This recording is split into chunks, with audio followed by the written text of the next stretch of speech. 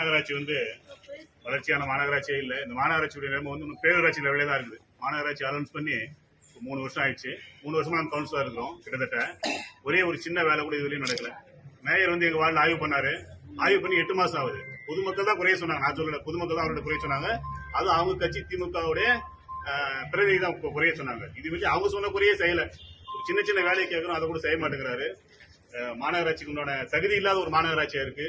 இந்த மாநகராட்சியில நிலைக்குழு தலைவர் இருக்கிறாங்க. நிலைக்குழு தலைவருக்கு என்ன வேலைன்னு தெரியல.